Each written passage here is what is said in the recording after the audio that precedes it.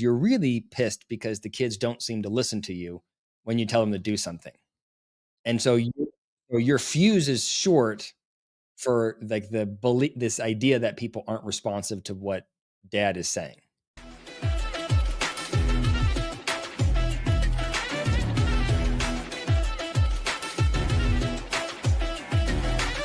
Hey, Dave. Rob, have you been?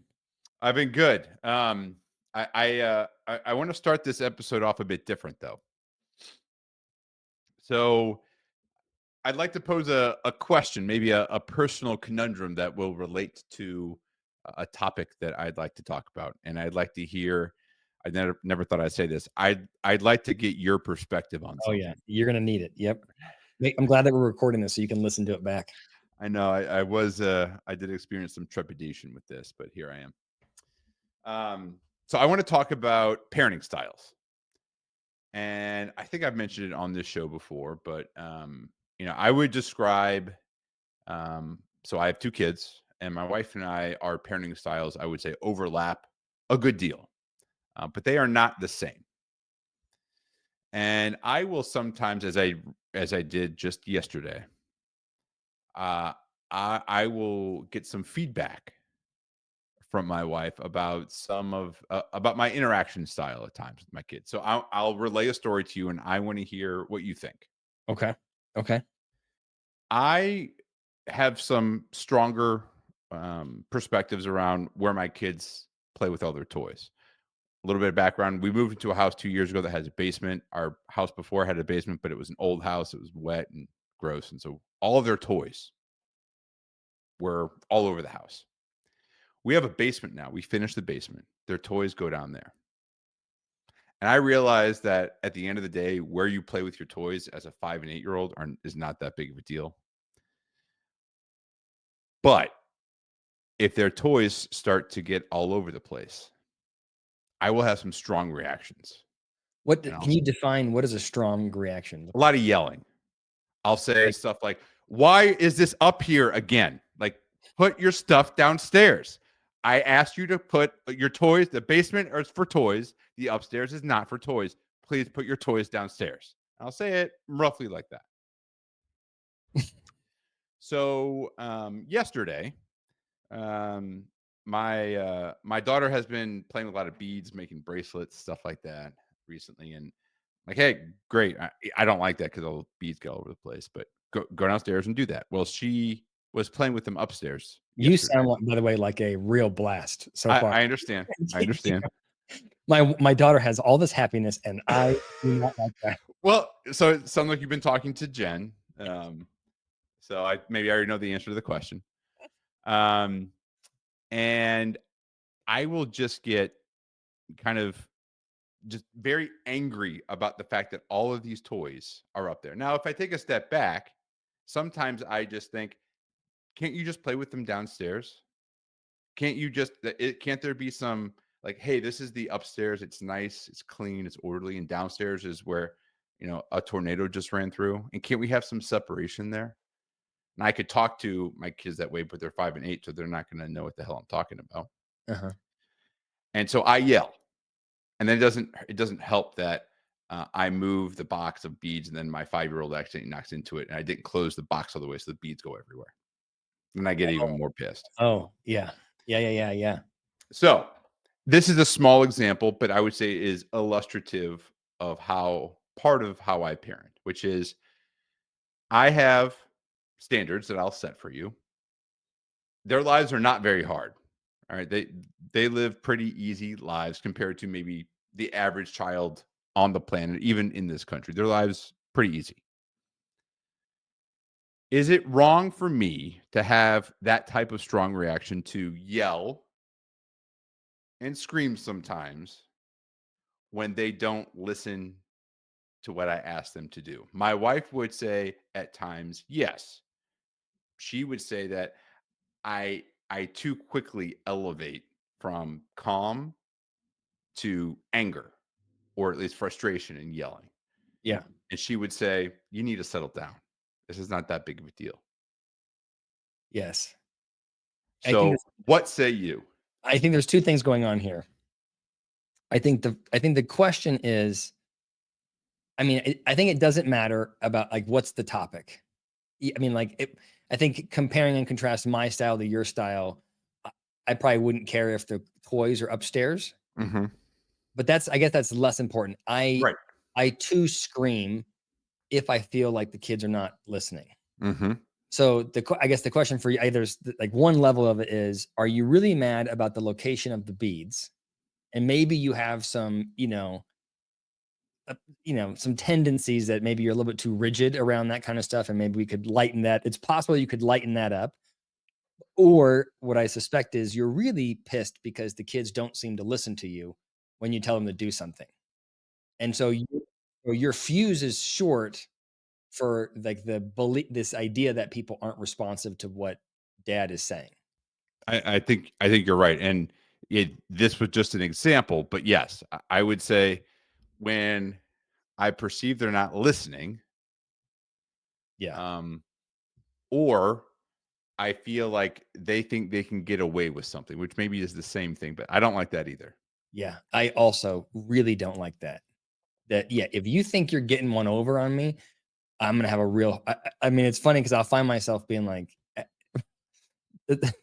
in my mind, I go, "Oh, wait a second. You this is a power struggle. Like, you wanna see I say that. who's I say that. who's in charge right now, and I'll tell you right now, you're not gonna win. I'll burn this whole house down to win," right? And so, I think that is not a healthy. This is gonna sound unhealthy. I I think it's important that the kids respect the parents and that there's a hierarchy, and I do think that there should be I think if you're a parent, it doesn't matter the gender, but if your kid feels like they don't have to respect you or don't have to listen to you or that they know more than you or even physically that they can do more than you, I think that it's not healthy. I think that they Mhm. should feel like there's a difference and be responsive to that. And so I can't tell if my reaction to feeling like I'm not being respected is because I've got some deep insecurity and I have to elevate myself to a 10-year-old, or if there's a sort of evolutionary value in dad being someone that you don't mess with, someone that you Mhm. respect and listen to. Mhm. So I think I would say, related to other things, why is this up here just like you would? Yeah. And you're right. I think it is less about this particular example, and more about, of course, this isn't the only time that's happened. And why do I care as much? I guess Mhm. it didn't occur to me until now, but I'll share mine in a minute because I think I shared a couple. But what are your bigger triggers as a parent with your kids? Like, what Uh, do they do, or what are some of the things that if they cross that line for you, it's not gonna be great? I think it's has everything to do with not listening. Not I don't like not listening. I also don't like when the older one picks on the younger one. So if I feel like there's a so the not listening would be things like, "Hey, go put your shoes on," Hmm. or like, "Go get in. We're in a hurry. Go get in the car," and then I'll go in the garage, and the two kids are zipping around the alleyway on their scooters. I'll lose my mind. Yeah. Yeah. Uh, or I'll tell the younger one, "Buckle up." Like, when we're backing out of the garage, "Buckle up." "I did." "No, you did I can see that you're not and you're like, I got a bell that says you're not buckled in." That I will yeah, and then if we get in a car accident, you're gonna go to the hospital. Is it really wor I mean, I catastrophize a bit. Oh, well, sure. For a What fact. things do I do? I I don't like when they don't put effort into something. They've got all they've got delusions of their performance, how fantastic they are at things. Like they play hockey and it's rough. But every time they come off the ice, the younger one is like, "I was the fastest one out there." And I'm like, "N no, you weren't. You were maybe the slowest one out there." And it's like you're trying to walk the Do line you of, say that? I would like him. I don't say you were the slowest, but I say, I don't think I think your brother who's right next to you beats you." or I think that guy beat you. Are you sure? And he'll say, "Oh, I scored 3 goals." I watched. You definitely didn't. You're just making this up. This is a what you're telling your this is a fable you've created.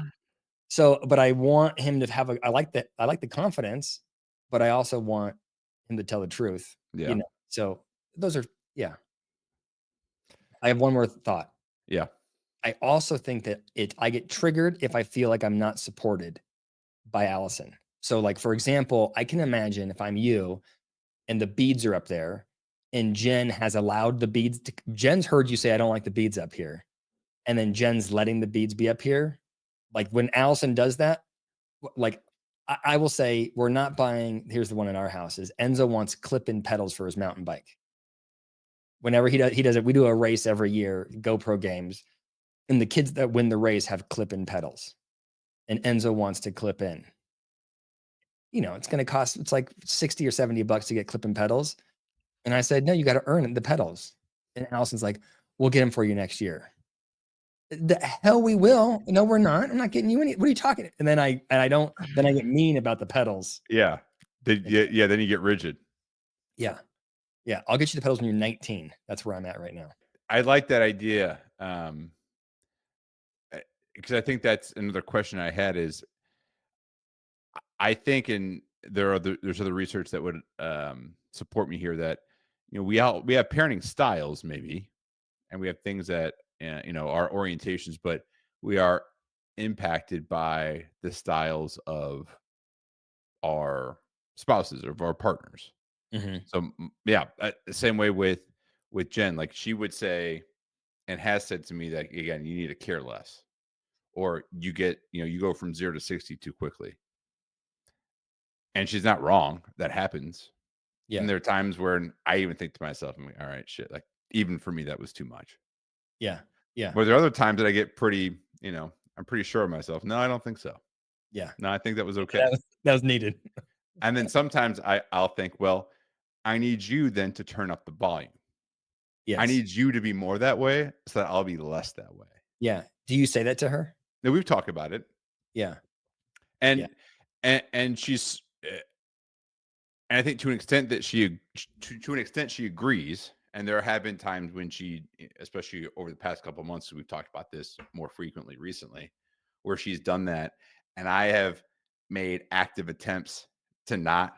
You just fly off the handle, mostly just by leaving the situation. Like if I'm there, I can't control it, You're so then just I just leave. you're just sitting there with a nosebleed.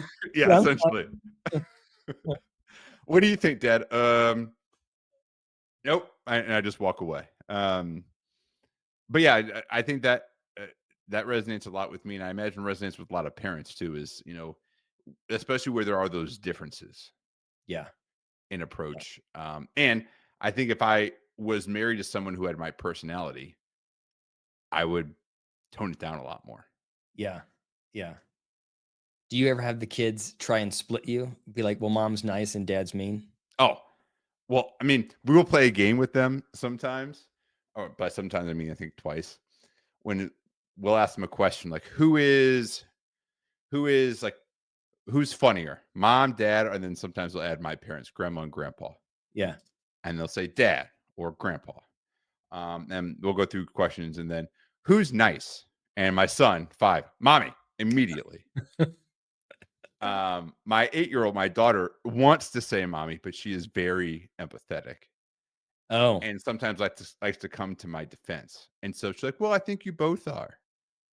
Oh, And I'm wow. like, "Ev, no, you can say it. There's a clear answer here, and that's okay." Yeah. Um, so so they try to do that at times, especially the younger one. He'll go and ask. I mean, no one in my house is asking me first for anything. What about you?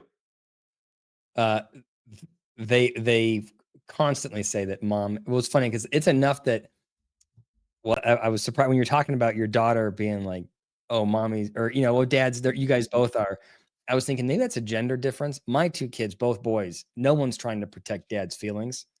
That's not on the radar, I don't think. But they will try and say, "Well, mom said," and I usually have some response like, "Well, mom's nicer than dad is," or mom likes you more than I do, or have some kind of, Yeah. they shut it down by sort of saying like, "That's the yeah, welcome to hell, dad's home," you know? Yeah, that happens too at my house. So you're talking about the gender differences. Was when you were a kid, did you have, like, if you can remember, like, a preference for mom or trying to support or defend mom? I don't know, I mean, mine's case is different because my parents were divorced, Mhm. but I spent most of my time with my mom and stepfather. I don't know. Yeah, my stepfather was definitely stricter, but also he would let me take more risk.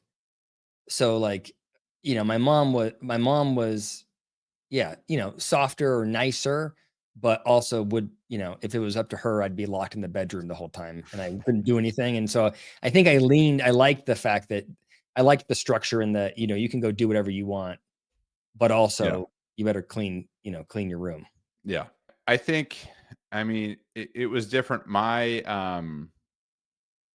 dad, he worked a lot and my mom stayed at home for the most part. I mean, starting when I was like 4 or 5 years old, I think.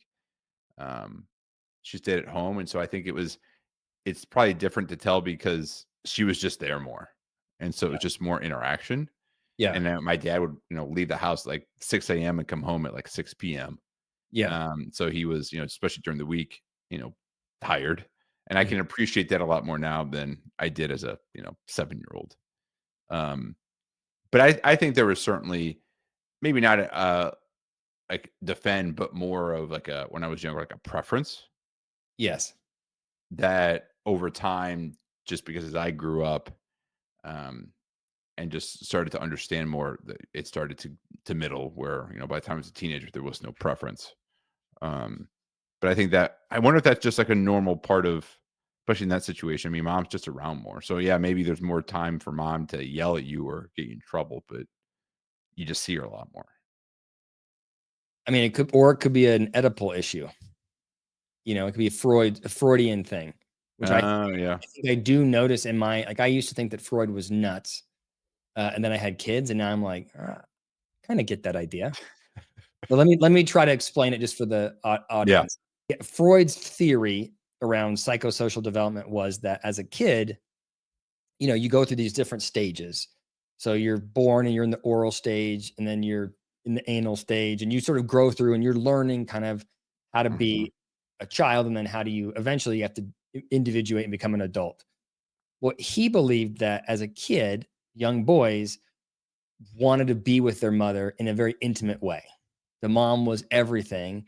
And when you are 4 or 5 or 6, you sort of think like, this is my woman here. Hmm. And there's this guy with this wiener that seems to be taking all of her attention. And I don't like that guy. I wish that guy was not around because Uh-huh. dad keeps, dad's cock blocking me right now with mom. And it creates friction between dad and son.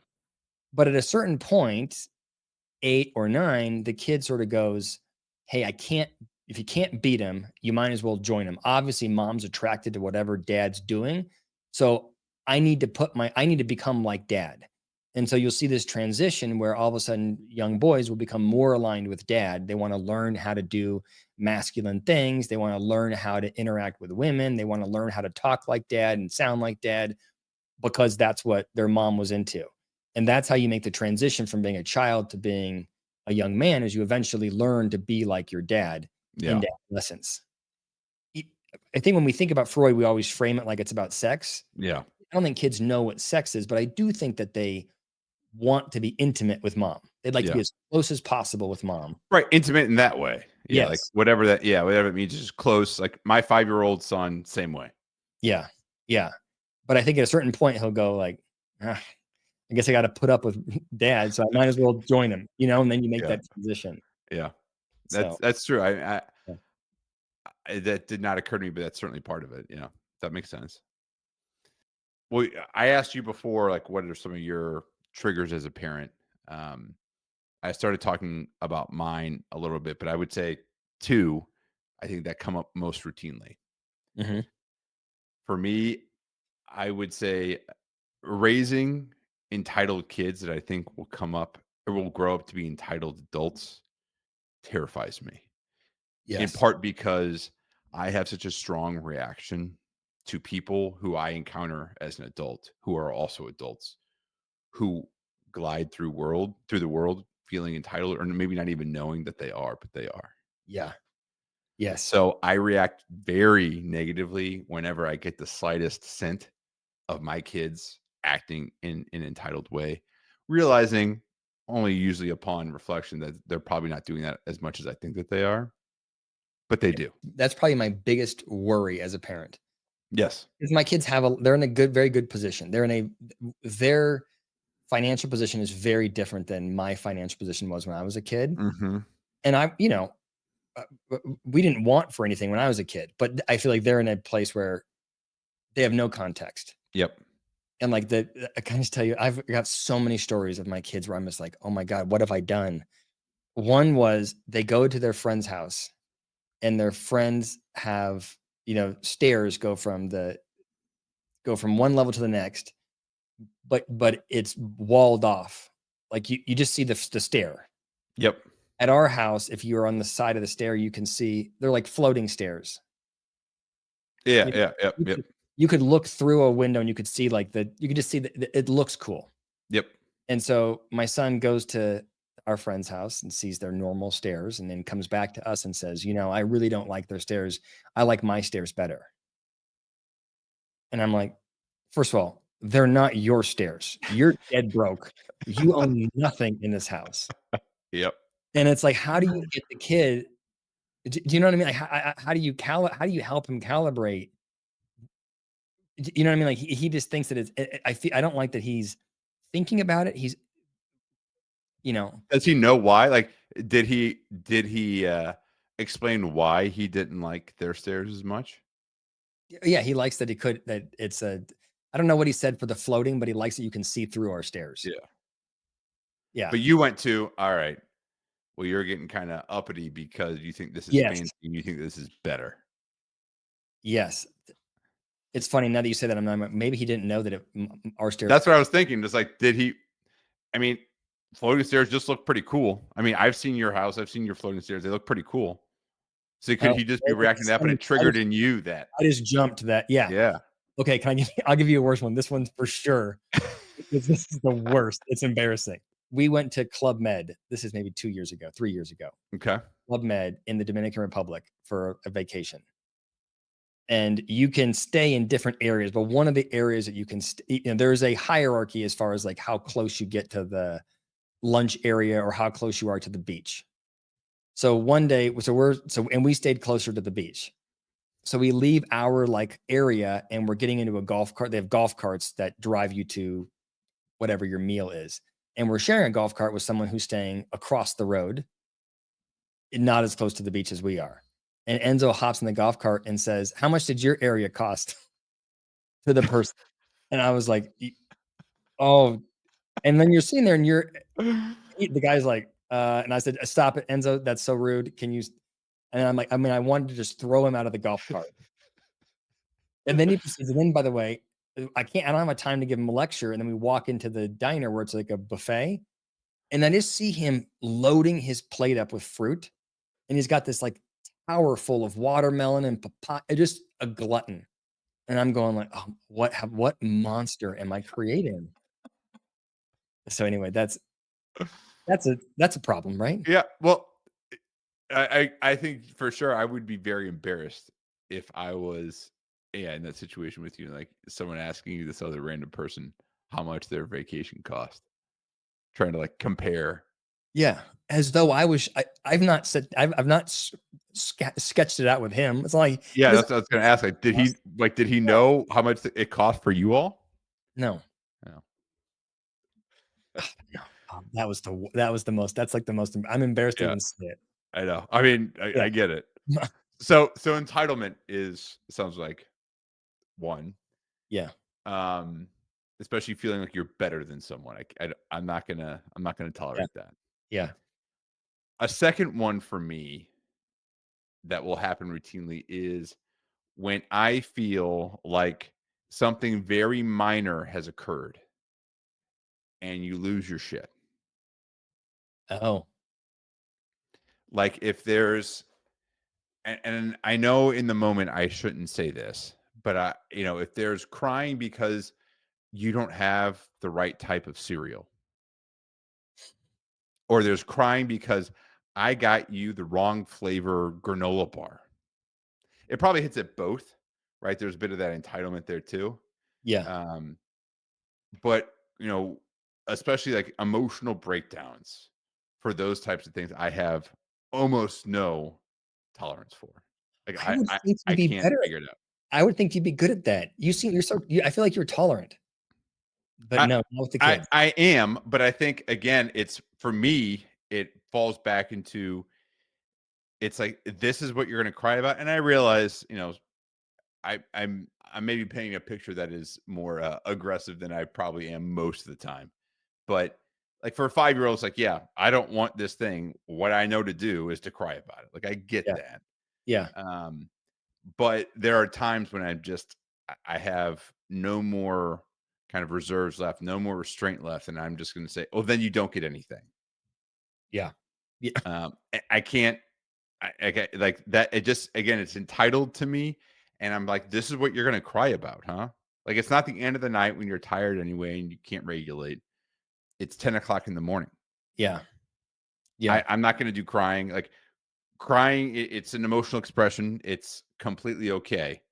And that is not how you go around interacting in the world Mhm, around you mhm. when you don't get what you want. I struggle with that a lot. Yeah, yeah, I agree. I think it goes back to, or on social media, there's a clip from Jordan Peterson that I like, where he says something like, "Your responsibility as a parent is to make your kids, uh, interact effectively with the world around them. Your job is not to be liked, or your job is not just to be blindly supportive, but if you find yourself bothered by your kids, then other people will be bothered by your kids, and that's going to make their life more difficult. So your Yeah, job is to try and create a child that you would want to be around, that others would want to be around, because that's how they're eventually going to be happier." right. And I do think that there's some truth to that.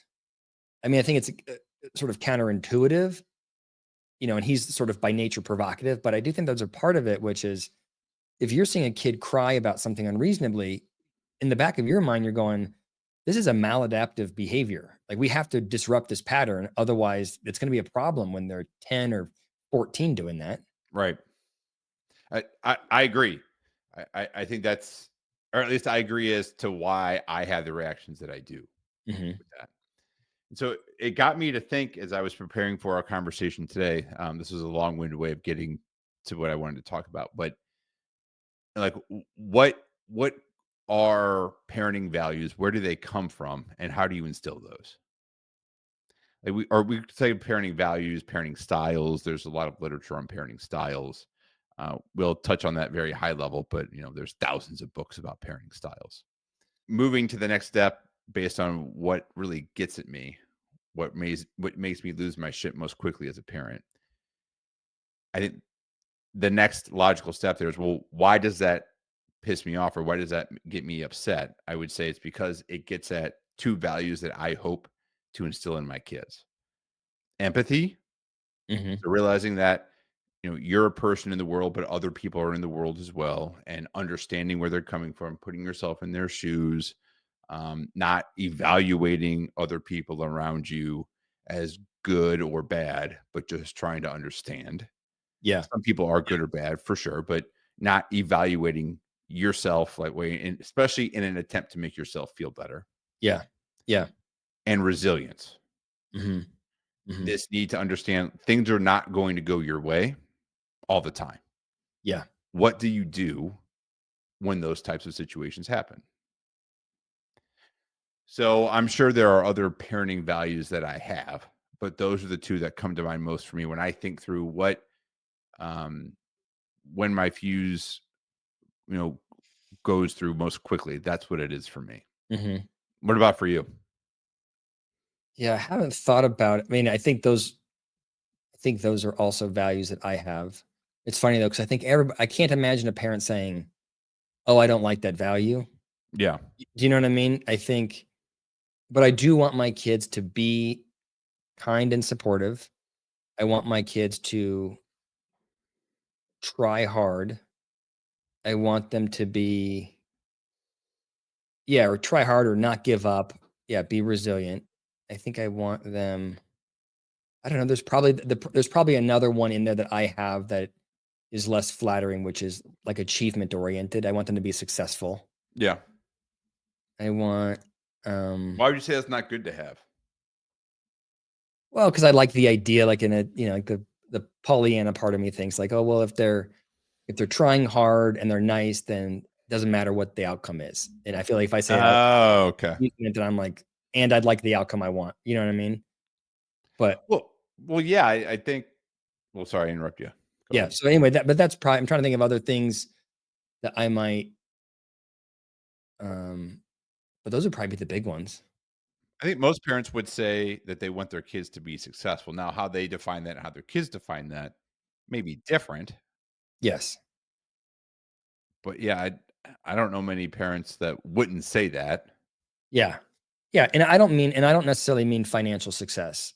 I mean, I Yeah. want them to be self-sufficient. Yes. I don't wanna have to be carting them around when they're in their 30s. Right. But but, yeah, I think be nice, try hard, be resilient. Think about it this way, the way that I understand to build interesting and gritty or resilient kids is to put them through some shit. What Yep. that was gonna be my next question is, all right, let's go with empathy and resilience at least. Yeah. So, how do you instill that in kids? Let's start with resilience. I think you have to make them overcome challenges. Mhm. Like if I told you to build somebody who is resilient, like who cares if it's your kid? Right. Just you got a ball of clay. Mhm. If I said make this thing resilient, Yep. what you would do is you would put it under so much stress until right before it breaks Right. over and over and over and over again, right? You would Mhm. have it go through stress, almost break, survive, and learn from the experience. That's how Mhm. you would build, right? But the risk is that your kid may be super buff, but a trauma victim if you did Yeah. that too much. Yeah. So how do you, you know?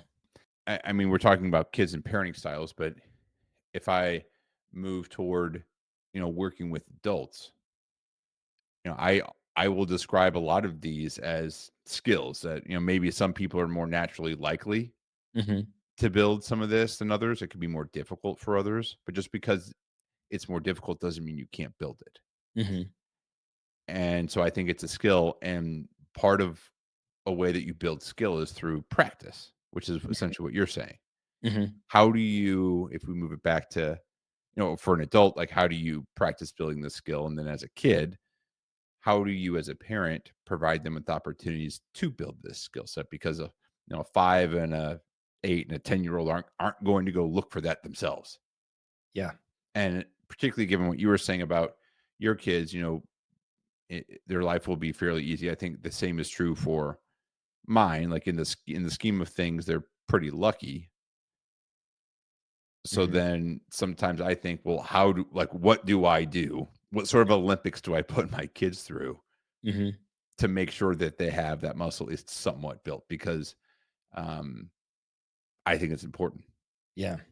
It's an interesting thing. I've done some work with a couple of clients that came from very wealthy families, and the same refrain that I hear from everybody is that there's a term for it, and I'm spacing on the term, but there is a depression that comes from extreme wealth because growing up in that environment, you're not stupid. You know that you have everything, you have every advantage. Right? Like, think about this idea of you didn't just you grew up on third base, but if you look at it and go, "Oh my god, I grew up on home plate. So nothing I've done have I really accomplished." Without accomplishing something, it's a recipe for depression. Happiness is in the doing, not getting what you want. Yeah. Not wanting anything, that's a symptom of depression. Yeah. So it's Yeah. sometimes Sure. in the pursuit. I like that quote. Yeah. Yeah, I agree So yeah, 100%. so if you have to want you want to if you want something and you pursue it, that Mhm, can keep you engaged, that can keep you positive, that can keep you inspired. mhm. If you don't want anything, then that can lead to some negative outcomes, Yeah, especially, I guess, given the way that most of our brains yeah, are and you're right. wired.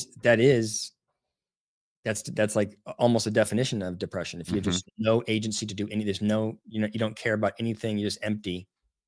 Yeah. Or so many things are provided to you Right, that right. you don't there's nothing that you can want. Yeah, yeah. This is not, I don't think, the best way to do it, but sometimes I for my kids to instill some of that. Because I think sports can be a way. I was not an athletic kid, but people have certainly told me like that was a good way to build some resilience as a younger person because it's a black and white outcome. You won or you lost. You scored a Mhm, goal, you didn't. Kind of like mhm. you were saying with your son. Yeah. Um, my kids, at least so far, are not are just like their dad and so also their mom, not very athletically inclined. Uh-huh. They don't get those experiences. And so sometimes I think, well, how do I do that? And I will just at times arbitrarily start saying yes or no to things. Can I bring this toy in the car? Nope. Why? Because I said so. It's so minor and it sounds so petty when I say it out loud, and I'm kind of embarrassed that I'm saying it here.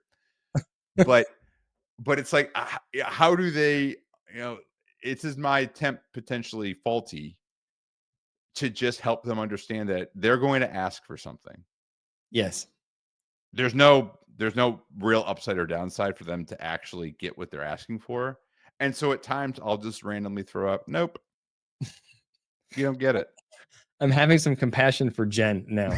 Why can't I take the toy in the car? Your dad's on one right now. I don't know. Essentially, I think those are conversations. And I'm painting a picture that's probably not completely correct. Is, I mean, kids, just like most people who go through life, right? There are trials and tribulations, and my kids are no different there. Especially my daughter, she's, you know, again, a very empathetic, very sensitive kid, and so things just affect her more. Mhm. So that's naturally, I think, an opportunity for me to help her build resilience when things don't go the way that she wants them to, or when she gets upset or affected by something. My son, on the other hand, he doesn't have that problem. Things are just pretty great for him. So I got to knock him down a couple pegs. Yeah, But I what think other suggestions would you have, or what do you try to do for your kids to build resilience? I I I I really like, failure and then success after the failure. Hmm. So, like it's funny, I guess on my social media, there was a time when I was like trying to be more active on social media, but I have videos of Enzo trying a bike jump, falling, and then like I would make him get back up and do it again. And I Yeah. think him falling, doing it again is it's a reparative it teaches him, hey, it can go bad, but if I practice, I can do it again. You Yeah. know, it's one of the things I've really struggled with. Like the kids play soccer and they can't juggle the ball. And it drives me crazy that they don't go outside and just juggle the ball. Yeah. If you did that for 5 minutes or 10 minutes every day, you could juggle the ball. It's like you just have to put the effort in. And so I try to like, I don't know if I do it. I mean, I'm sure it's funny. As we're talking about this, can I just make a comment that Yeah. there is no good parenting research? The Barnes and Noble is like a quarter full of parenting books about how you can maximize your kid's success. Barnes and Noble with this The 1997. the to do the kind of research you would need to do to really be able to decide what the right kind of parenting is at the level we're talking about, right? We're not talking about do you abuse your kid or not, but at the level we're talking about, the truth is we don't know. We just don't. What is a successful outcome? Are you looking for a kid to be financially successful, happy, perform well in relationships? Are you like what's the temperament of your kid? Like you would have to control so many variables that you can't do it, right? You Yeah. can't really track whether or not, for example, is spanking good or bad. We have lots of opinions, and the cultural zeitgeist right now says no. But ask me in 15 years, I guarantee it'll be a different answer. Hmm. I just don't know. And so I feel like I am guessing with this and I do think that if you as a parent put the effort into wondering about what's the right way, you're ahead of the game. Yeah. I think it's a problem if you don't even think about it. What about let's continue that forward because I think a good critique of even this conversation is like, dude, why are you worrying about what your 5-year old like building resilience in a 5-year old? He'll be fine. Like, Yeah, just let him go on through life. I think that could be a critique, and I think at times even that myself is why the hell do you care? Like, let him yeah, grow up, let him have time to do this. yeah, yeah. I think that's yeah, I mean, we just don't know, right? It may be we may find in 15 years that everybody thinks that the key to successful, a happy child, or rather a happy adult, is not being able to bring toys in the car. That could be like the death knell on adult satisfaction. Well, then I will uncover this episode in 20 years and I'll send it to my kids, and I'll say, "Hey, Yeah, see? see, I was ahead of the Did curve. I right. told you." Can I tell you one can I just complain about the parenting research? Just one thing that I keep saying is looking at the impact of corporal punishment on kids. Like, do you swat a kid? Mhm. First of all, it's very difficult for them to know what not all swats are created equal. Sure. But the worst thing is when they are evaluating whether or not spanking is helpful, they go ask the kid whether or not they like it when they're spanked. And kids, shocker, they don't like it. And it's like, is that really the outcome that we're like? Are we not, maybe we're a little bit short sighted here? We're looking, you know what I mean? Like, that's what I'm saying. You would really have to go back and see when the kid's 35, are they well adjusted and happy with their childhood? Right. Right. But it's difficult to do that. Well, When right, I, yeah, that when I first, longitudinal type yeah. of research is that's like Yeah. research gold. Okay, so, just creating opportunities at Oh, times, yeah. maybe Sorry. Yeah. not worrying as much. I think sports can be helpful. I know with my daughter, she's older, so she's in school, so I think that can be, like now she actually gets grades, or at least she'll get right or wrong answers on tests. And then she has to come back and then we review it. So math, last year there were times we were going through like, 3-digit subtraction and she was getting a couple of them wrong. And then it was a big deal for her because she doesn't like, I mean, it can't be wrong. Oh, uh-huh. And so we had to work through not only solving the problem, but she couldn't even get to solving the problem because she couldn't get over the fact that it wasn't right. So that Yeah. was a good opportunity, I think, for me having an 8-year-old, maybe not athletic, but having a natural opportunity to say, guess what? It's okay. You're learning. This is Yeah. an okay So thing to get wrong. What's not great is the fact that you shut down. You either know it all or you're not going to try. That's not yeah. great. Yeah. So it's You're growth not mindset. going to learn. Yeah, it's that Yeah. growth Growth mindset. mindset is what you're teaching. Yeah, that's Mhm. good. And it's interesting, but makes the point, right? The parenting strategy has to be different for the kid. Like my son, if Lino gets something wrong, he cares zero.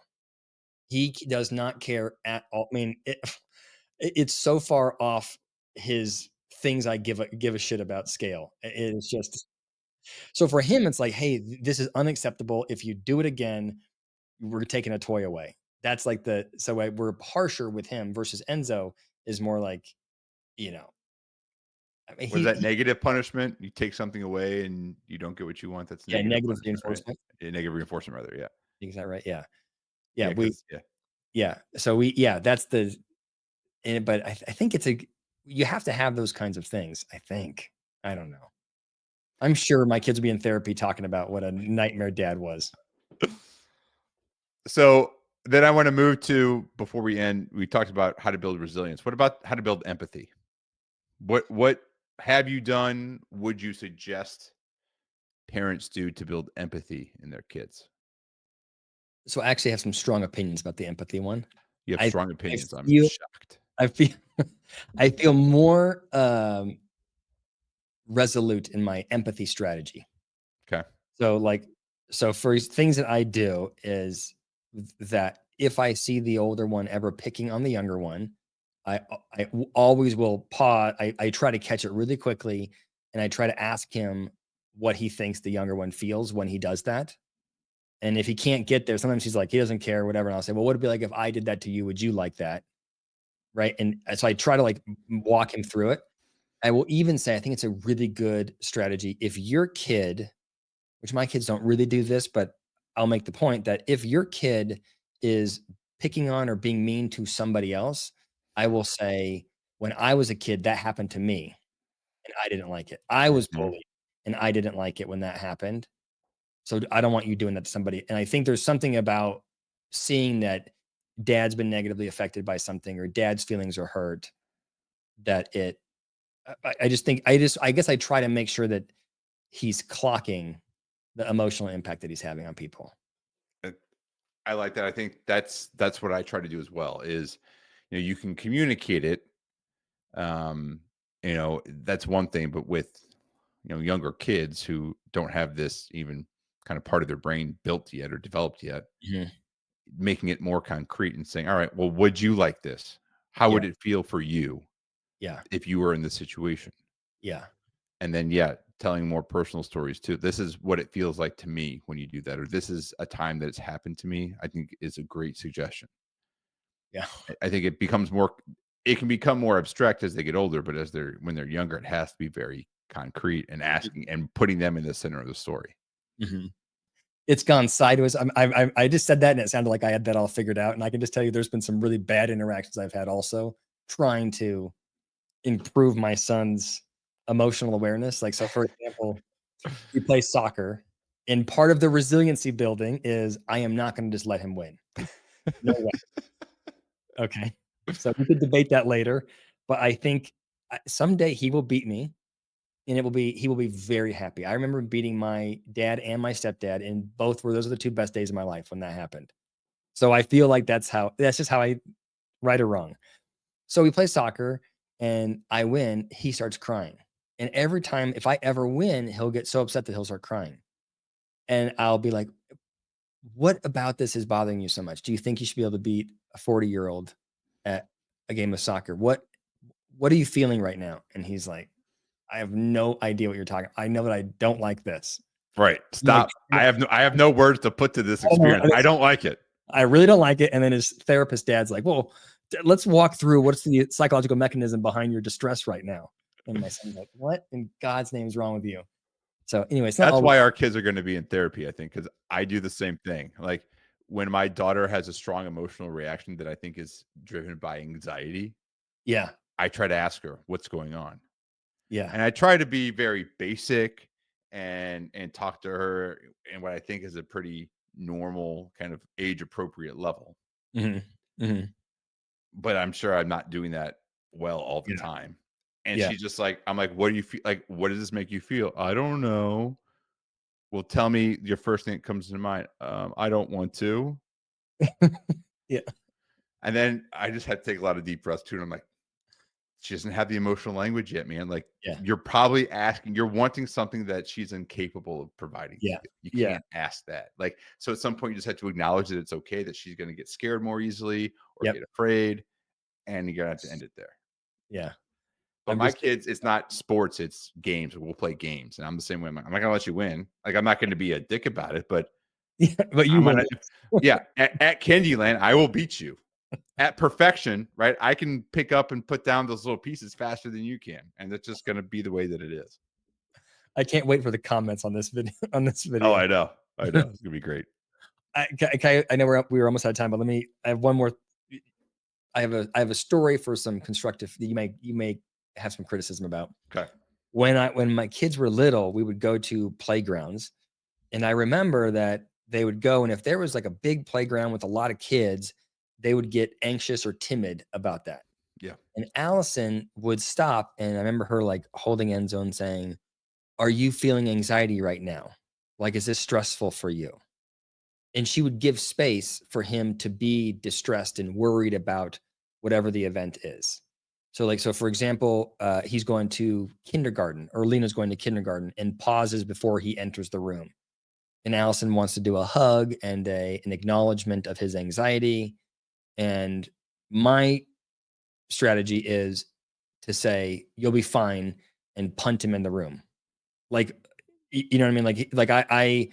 I feel like if I give space to anxiety, that you're going to it's going to breed. So we're just going to go right through. We don't wait for anxiety. We don't talk about our feelings. We rock and roll. yeah. Does that sound like a bad strategy?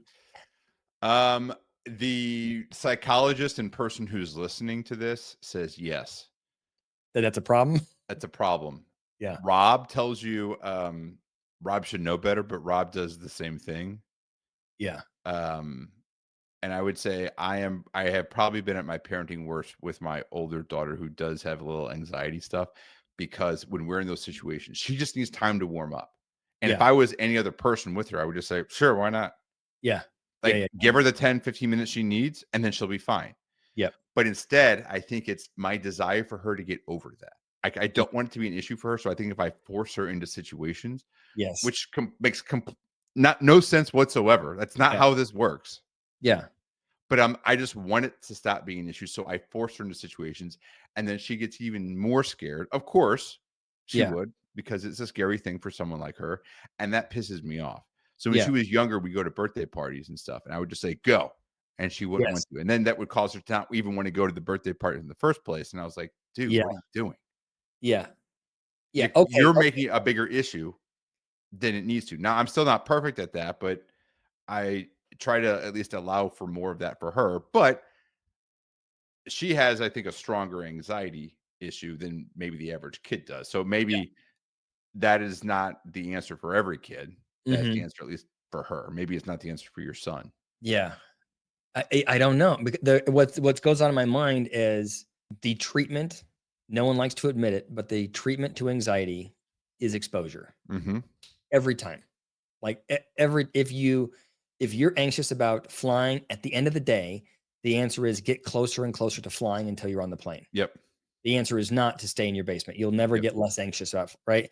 And so that's my mindset is, well, if you're afraid of the party, I'm going to strap you to that birthday cake for 6 hours, and I bet you in 6 hours you'll be fine. You know what I mean? That sounds aggressive, but that's what's going on in my mind. Um, So it's the pace. So it's the pace of exposure and the steps that it takes. yes, we could do some systematic desensitization Yes. versus I do the I Versus, yeah, either you're in the water or you're not. Yeah. yeah, And yeah, I think that's a more eloquent way of saying what I've tried to do more is, yeah, I mean, because my daughter is scared of most things that are different. yeah, Like, for a while, she wouldn't go swim, and now she's in a camp and she's swimming every day. She's, like, jumping in, doing cannonball. I mean, she's all in, but yeah, again, it's yeah, exposure to it. yeah. I was gonna say we were doing Enzo had swim lessons, and he was afraid to get he had a new swim instructor, and he's on, like, on the Yeah. pool deck, and he won't go in, and all the parents are outside this glass wall watching, and my kid's the one freaking out on the pool deck, so I just ran in there and threw him in the pool. I mean, again, I'd like to judge you for it. I Yeah, am judging you for it, and I have the same instinct. Like, it's yeah, not great. yeah, Yep. yeah. So Alright. I think a lot of what we've talked about, if I had to sum it up and maybe bring in just probably what is the most common kind of parenting framework. Mhm. There is a framework that was developed by a psychologist, Linda Baumrind, I don't know. back I don't know her. back in the 60s or 70s, and it's the four types you've heard of these: authoritative, authoritarian, permissive, and then neglectful. Yep. You've heard of these? Yes, yes. Yes. And I think the gold standard is that authoritative. It's the high support and the high structure, or a high set of expectations that you provide a lot of that support, Yep, but yep, there's also a lot of that. You set it a standard, you hold the kids accountable, whatever that means. yeah. And regardless, we could critique the manner in which this research has been conducted, Mhm. and some of the details are probably not applicable to every kid or every Yeah, culture, by the way. yeah. Yeah, But but in general, I think that's a good, just high level framework is how do you provide support yep, your kid? I think that's empathy, yep. but also set some expectations and help them, not just roll through life, which Yeah, is maybe it's a simple way of looking at resilience. yeah. Can I just tell you as a side note, I'm so happy that you listed those out and identified that authoritarian is the correct one because I remember taking the test on that, like, Yeah. in whatever, freshman year.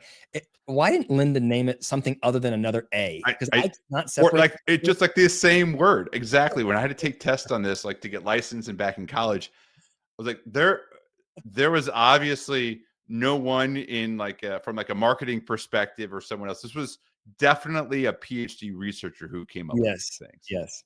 Yeah. But I think it makes sense that, in short, love your kid and also have expectations for them. Mhm. Yeah. Okay. Well, I'd be curious to hear from those who have listened to this, um, what critiques of our parenting styles that you've had. Yeah. What did we miss about your parenting style? What we really didn't get into, and we could have, but we're two guys, two dads talking about this. It could be Yeah. very different if both of our wives or two moms were talking about this, right? There are certainly some gender differences, or at least role differences historically, as to why you and I might have some of the style that we do. Mhm. Um, there could just be some of those, societal gender differences there. Yeah. And just more broadly, general reactions to our conversation today. So you can leave those in comments wherever you find us. If you're listening to our show and you enjoy these types of conversations, also subscribe or leave us a rating. That can certainly help other people find us as well. And you can always shoot us an email at shrinkspaceshow@gmail.com. Perfect. Later, Thank you, everyone. Bob. Good talking with See ya. you.